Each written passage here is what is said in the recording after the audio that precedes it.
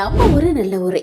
எத்தனை பேருக்கு இந்த எக்ஸ்பீரியன்ஸ் இருக்குது? நம்மளோட ஃப்ரெண்ட்ஸோட ஆற்றுக்கு குளிக்க போன எக்ஸ்பீரியன்ஸ். காட்டுக்குள்ளே தான் போவோம், ஆனால் கரடு முரடான இடமா இருந்தாலும் நல்ல ஜாலியாக சிரிச்சுக்கிட்டு ஃப்ரெண்ட்ஸோடு போகும்போது அது வேறு லெவல் சந்தோஷம் இல்லை.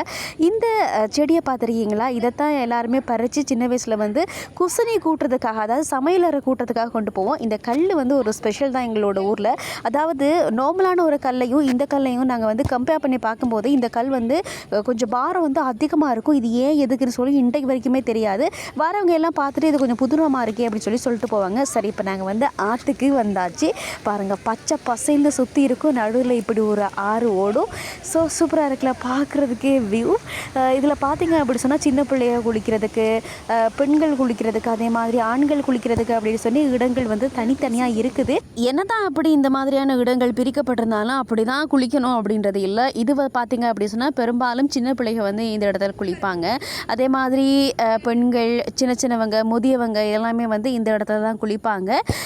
இப்போ பார்த்தீங்க அப்படி சொன்னால் இந்த கற்கள்லாம் இருக்கு இல்லையா, இந்த கற்களுக்கு மத்தியில் தான் நிறைய பேர் சமைச்செல்லாம் சாப்பிடுவாங்க. இதையே உங்களுக்கு செப்பரேட்டாக காட்டுறேன் அப்படின்னு சொன்னால், இதை வந்து நாங்கள் கன்னியம்மா கிடங்கு அப்படின்னு சொல்லுவோம். அதாவது 7 கன்னிமார்கள் இந்த கிணற்றில் தான் வாழ்ந்துட்டுருக்காங்க அப்படின்னு சொல்லப்படுது. ஆனால் உண்மையா பொய்யா அப்படின்றது தெரியலை, ஆனால் இது ஒரு நம்பிக்கையாக சொல்லப்படுது. ஸோ அங்கே பார்த்தீங்க அப்படின்னு சொன்னால் சின்ன பசங்க எல்லாமே குளிச்சிட்டு இருக்கிறாங்க. நாங்கள் அப்படி இறங்கி போவோம். இந்த எக்ஸ்பீரியன்ஸ் யாருக்கு இருக்குது? அதாவது ஆற்றுக்கு போயிட்டு இப்படி சாரத்தை எடுத்து மீன் பிடிச்ச அனுபவம் எத்தனை பேருக்கு இருக்குது? மீன் பிடிச்சி அங்கேயே சில பேர் சமைச்சி சாப்பிட்டு வருவாங்க. சில பேர் பார்த்திங்க அப்படி சொன்னால் வீட்டுக்கு கொண்டாந்து சமைப்பாங்க, இல்லைனா அதை வந்து வளர்த்து எடுப்பாங்க.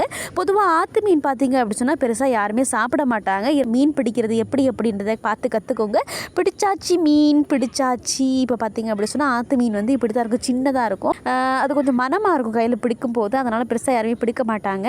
சாரத்தை இல்லாட்டி சாரியை கொண்டு நாங்கள் இப்படி தான் மீன்கள்லாம் பிடிச்சி விளையாடுவோம். சில பேர் என்ன ஒரு விளையாட்டுக்காக சும்மா பிடிப்பாங்க, நான் பிடிச்சி காட்டுறேன் அப்படின்றதுக்காக. பெருசாக இதை கொண்டு போய் சமைச்சு சாப்பிட மாட்டாங்க யாரும்.